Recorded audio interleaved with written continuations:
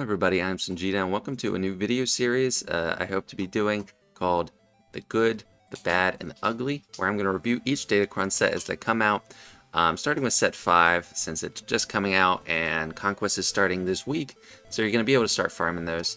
And obviously the good will be things that you want to see drop, you want to see roll.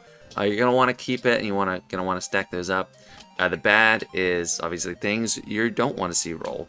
Maybe it's a weaker stat boost or it's a mechanic that you don't think is going to fit into any of your teams. And the ugly could be one of two things. It could be so strong that it's basically harmful to the game. Like dodge would fit into this category, and the Empire cooldown reduction. Those abilities and stats are just way too overpowered, so they're ugly. It could also be just so bad that it's so ugly you never want to roll it. You're just going to be disgusted when you see it and want to re-roll if you get the chance. So for each Datacron set, there's a lot that goes into a set, so I'm going to go over separately stats, alignment mechanics, faction mechanics, breaking up a slide into each mechanic or each faction, and then characters. And I'll review those within each faction as well in a separate side. But let's get into it. And the first thing we're going to review for the Datacron set is the stats. I love the stats in set 5. I think they're pretty strong. I didn't like the stats in set 4. Obviously dodge is overpowered, but that's basically the only thing you want to go for, or accuracy, so it's kind of boring. But stats are definitely something that can just apply over a variety of teams, regardless of the faction you get or the alignment. So health, I'm showing the the level 7 and 8 rolls possible, so the highest you're going to get from each stat. Health 20% to 30%, very strong. If you got all health, you could get over plus 100% health. That's going to be insane. It's going to be strong for a variety of teams. I don't think it's so strong that it's ugly, but it actually could be, and I could be wrong about that. Next, armor 60-80%. I love this. I love armor.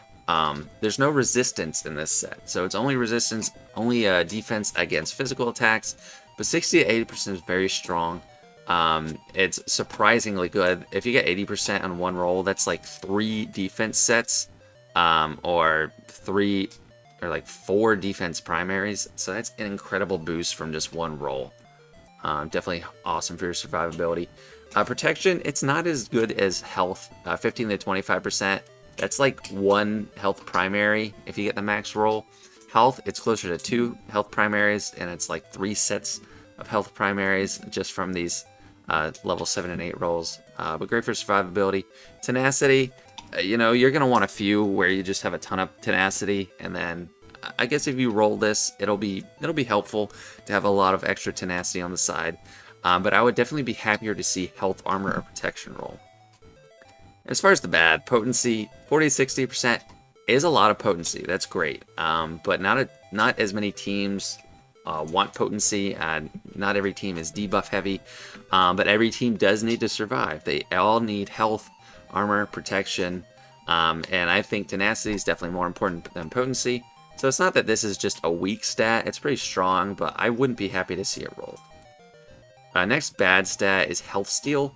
50 to 80% for a level 7 or 8 roll is way weaker than the set 1 bonuses that you even got on level 2 to 3 roll.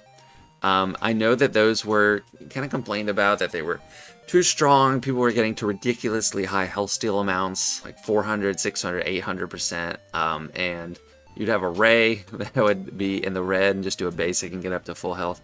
So that was probably ugly. It was way too strong. But now 50 to 80%, I don't know. I wouldn't be happy with rolling this. If you put everything in the health steal, you could probably get a couple 100%. So it still has the potential to be very strong, but it's just not something I want to go out of my way to target. Whereas before, it was just so high right away early, you could get like 100% on a level 2 or 3 that it was just way too strong. And we only have one ugly stat, and this has is highlighted in blue because I think it has the potential to be ugly. 35% to 50% crit damage in the 7 and 8 roll. It's like up to 35% with a level 4 and 5, and then up to 25% with a 2 and 3. You could get over to plus 200% crit damage, and that's just an insane amount of damage. Just like I see whales going for only dodge on a Datacron, I could see going for only crit damage and just have an insane damage output that is really hard to work around. I mean, I could be wrong. Maybe this is just normal strong, but I definitely see the potential that it could get ugly. Next up, we got the alignment mechanics. And the first good one I see is whenever a dark side ally uses a special ability, they gain 15% turn meter. This is great. I mean, it's just free turn meter on your turn as long as you have a special. It's kind of like Thrawn lead using that special extra ability, but not nearly as good because you only get 15%. I don't think this is overpowered at all. It's not 15% turn meter to all allies. It's not at the beginning of the match, so it's just good. It's strong. This one, at first glance, seemed kind of like, I don't know if I want that, but this will work amazing with Sith Eternal and also probably Kylo Ren, Supreme Leader Kylo Ren. So the first time each dark side ally is defeated, remaining dark side allies gain 15% offense and 20 speed the rest of the encounter. So Sith Eternal basically goes in with a bunch of throwaways anyway, so by the time they're all dead, he's not only going to have that protection tech, or that tank tech, which you usually give him with Watt, but he's going to have plus 60% offense and plus 80 speed. He's already got like 500 speed, so it's like less than 20% of his total speed. But it's still nothing to sneer at. Well, I keep saying sneeze. And 60% offense is just pretty strong. Also with Kylo Ren going against Lord Vader, I think this would be probably my pick for Super Supreme Leader Kylo Ren Datacron that is designed to take down Lord Vader right now, and then after that set expires, basically anything else. This one, at first I was like, I don't know, but this could go kind of crazy. Whenever a dark side ally inflicts damage over time, they gain a stack of protection of 5% until the end of the encounter. So like one dot, it's not that much, but the characters that do use dots usually inflict a lot of them. This could be ugly on a Lord Vader, definitely after set 4 expires, because he inflicts like 20 dots on a full team, which is like 100% protection up with his AoE.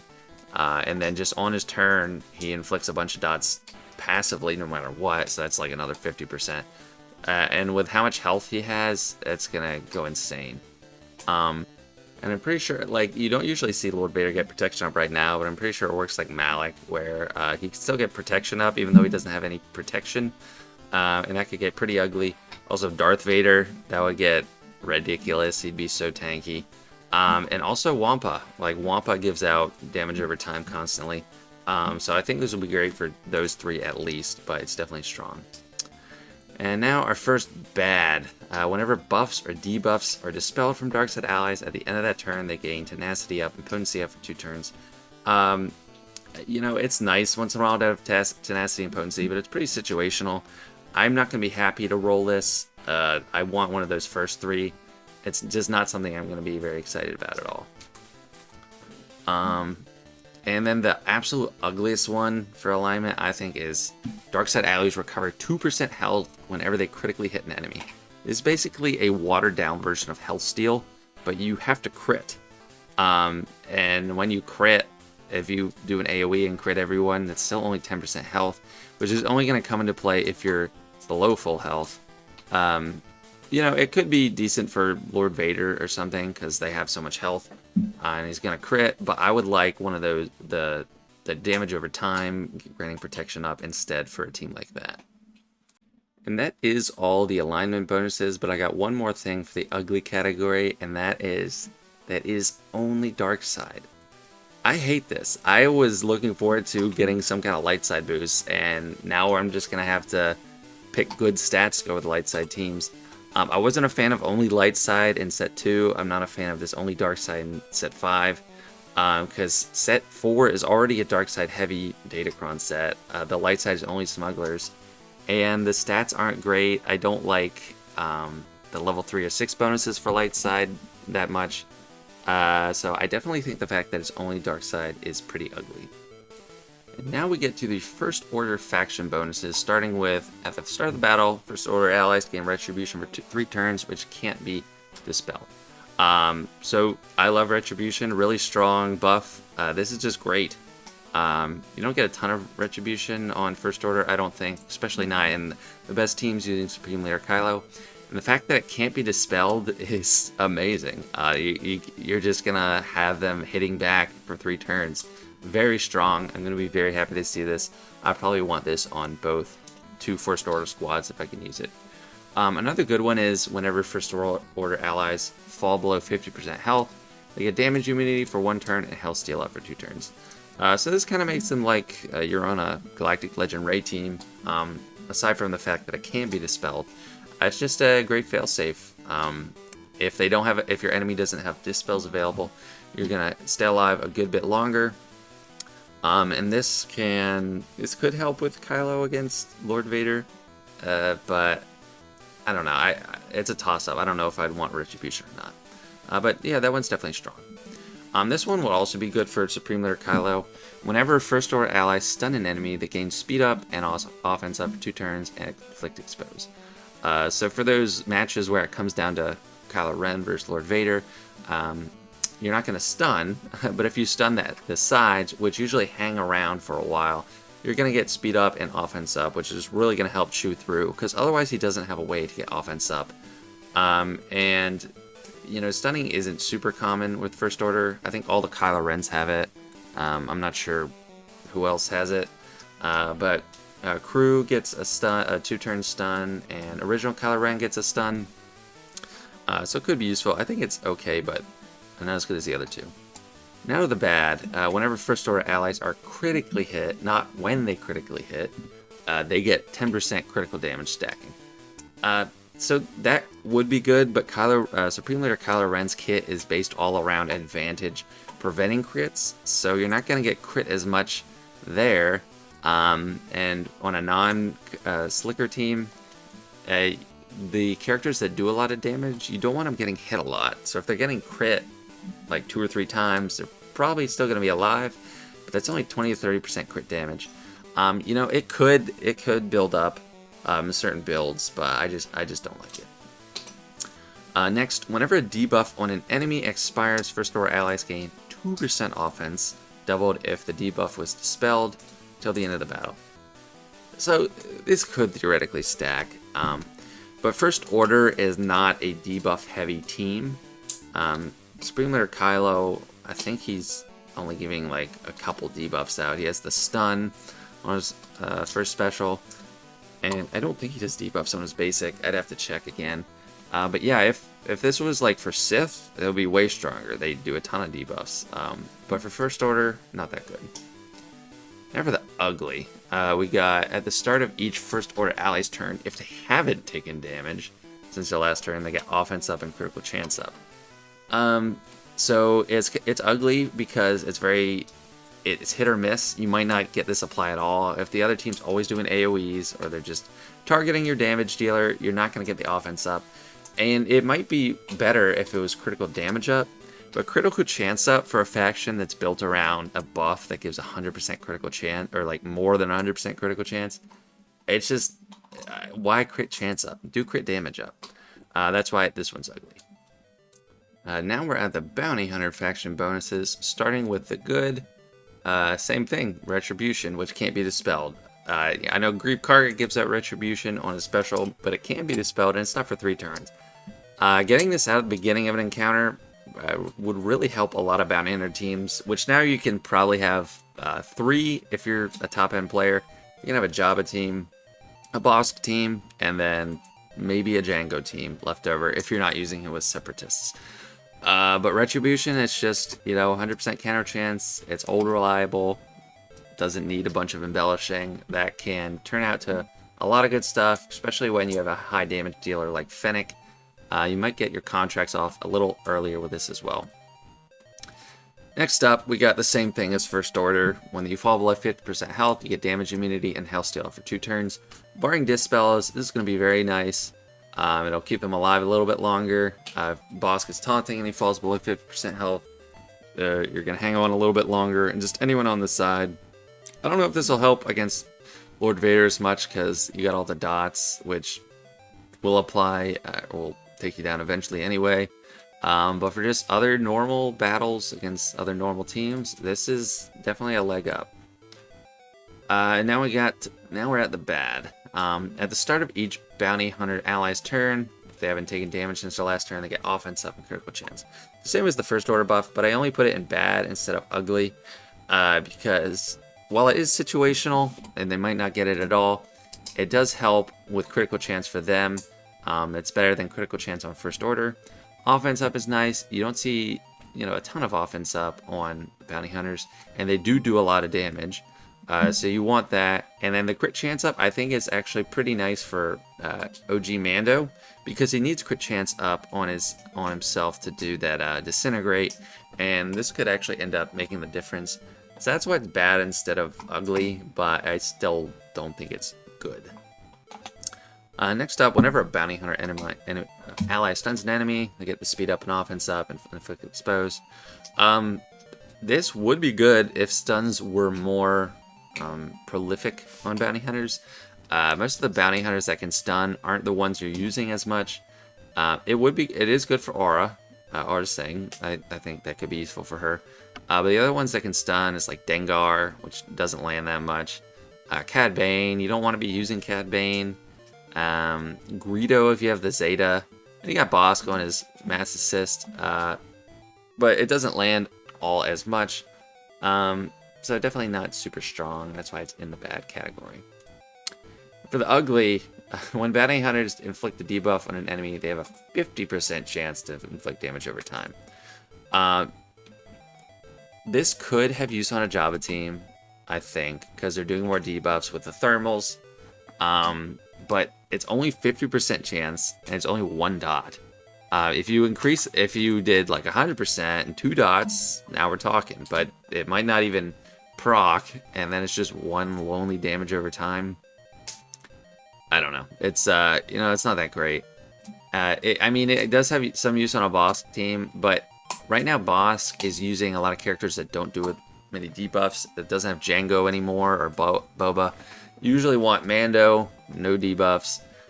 Fennec, not many debuffs. You got Grief, he does some, and then Zam, who does do some debuffs. And that's a Grand Arena. But I don't know. It's still not worth it, just given it's only 1 dot and it's 50% chance. And then the last one is whenever a bounty hunter ally is revived, they get protection over time, not even recover protection, for 2 turns, and then they get 25% turn meter and reduce their cooldowns by 1. So this is only applying really to the kind of the Fets and Mando that come back once after they're killed.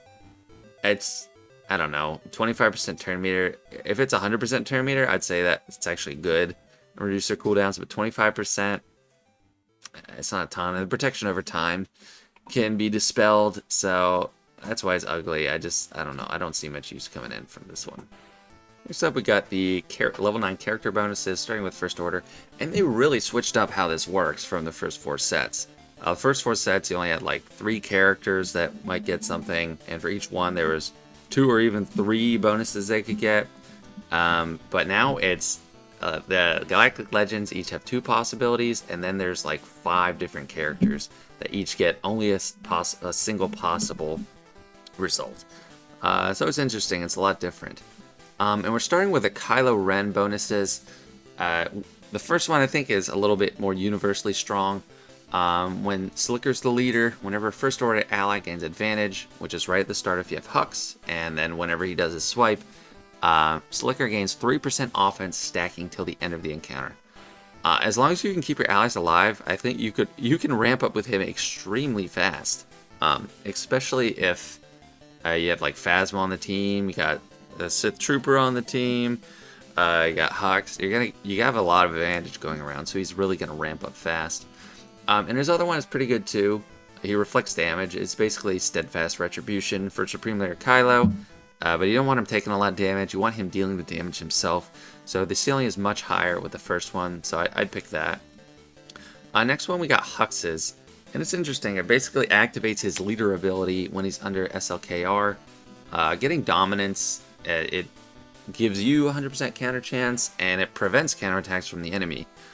If it was just counter chance, I would probably put it bad because you could already have retribution already, and this doesn't. It does expire when Hux is critically hit, which hopefully he has advantage, so he's not getting crit. But that falls off a lot, so you could lose this. I still think it's strong. You would have to take Hux to R7, which might not be the worst thing for his capital ship, but definitely strong. I like it. Next we got Phasmas, and I think this is actually very strong, especially if you have the Omicron in Territory Wars. Your team's just going to run circles around the enemy. Like he's Phasma, she is always going to be using her first special. She's just going to give 50% turn meter to everyone all the time. And they're just going to, I don't know, they're going to go crazy. I think even in GAC this is good.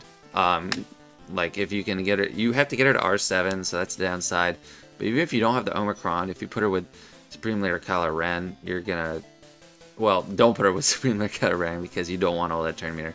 But on a secondary team, like First Order TIE Pilot, you're just going to run circles. I think this one's great. Next up, we got First Order Stormtrooper. And this isn't good. I mean, it's not like horrible. Taking Stormtrooper to Relic 7 isn't the worst thing in the world. But it's only the first time he falls below 30% health.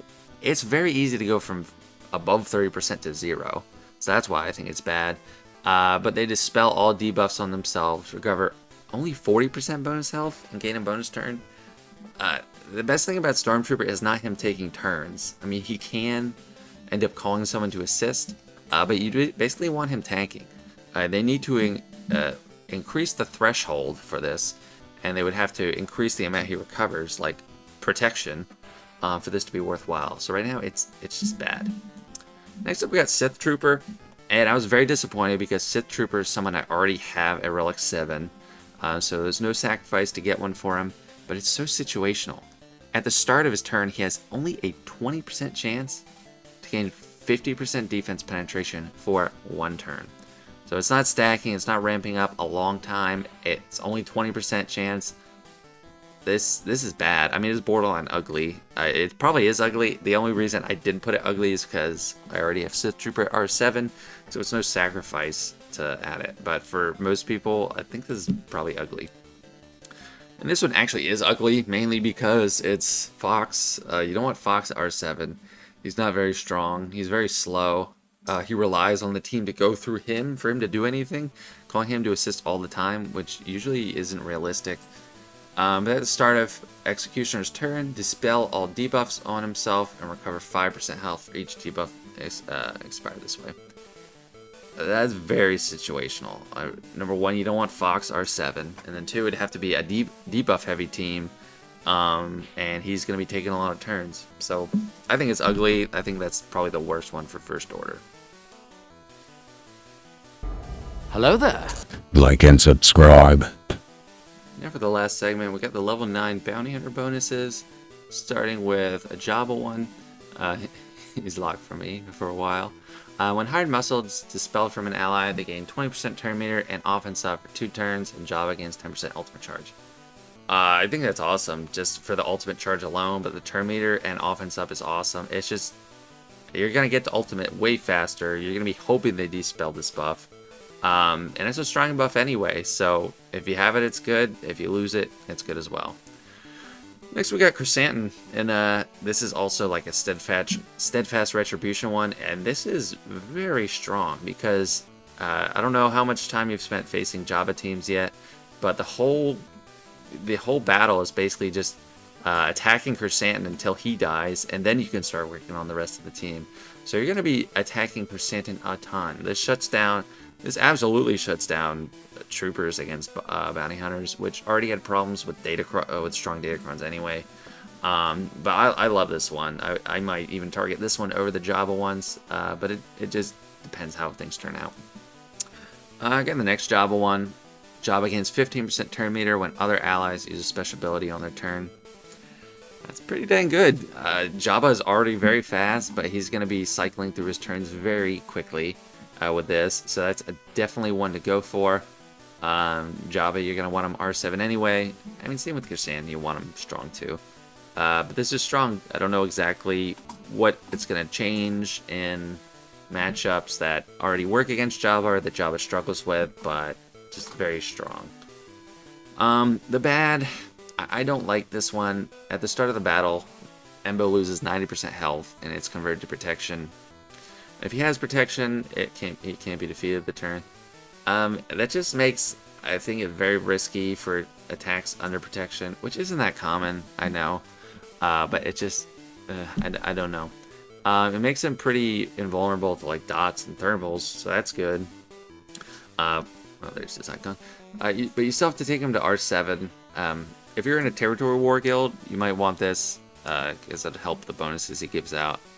But like on his special, he loses 50% protection when he throws his hat. So on defense, I wouldn't like it just because he's killing his own protection pretty fast. So I can see people disagreeing that like Embo, but for me it's bad. This one's bad, primarily just because it's Cad Bane. I mean, Cad Bane is bad. You don't want him R7. Well, you do for ships, kind of. So it wouldn't be the worst thing to bring him up, but he doesn't deal a lot of damage. This would greatly improve his damage, but considering he deals so little to begin with, I don't know how much it's really you're gonna see a difference. So say your whole team is relic 7. It's 35 times 5. You got 175% extra damage, which is like almost triple damage, but I don't know. He's just so weak. I don't know. I wouldn't want to get this one. Next, Arising. When she critically hits, she gains 10% critical damage, defense, pen, and offense until the end of the battle. I think it's bad just because she's not the damage dealer on her team. She's there to get contract fast, to let Mando disintegrate an enemy. But yeah, I haven't invested into her at all. I haven't developed her, which will change for Java. But yeah, this one's bad to me. I wouldn't see going for it, although I don't know, someone might find use for it. Last up, we got the Ugly. This is Greedo, and it's very ugly because it's Greedo, first of all. Let me move myself. And it's also ugly because what it actually does. First of all, you need an ally to be defeated. So first of all, you're in a bad position because you're using Greedo on your team, and you took him to R7. And then 2, you already lost an ally. Then he takes a bonus turn, and his cooldowns are reset. I mean, the bonus turn, you're probably going to want to do basic. What's good about Greedo is not his specials. His second special, if you have the Zeta, you're going to stun them, probably. And he does reduce turn meter and take another turn, so that one's kind of nice. But his first special, just throwing some thermals. He's more built around his basic, and it's just such a slot machine, whether you're actually going to get some good damage output or not, because of the no cap. Yeah, I think this is ugly. I think it's definitely the worst one in this whole batch.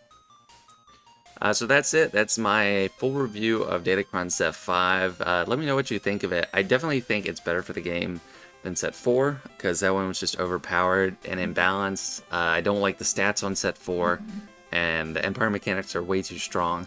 But this one is decently balanced. I don't think there's a lot of things that could get out of control or are overpowered. I know some people wanted accuracy to be a stat just to help combat Set 4. But overall, I do like it. So let me know what you think down below. This is Sanjita. Thanks for watching.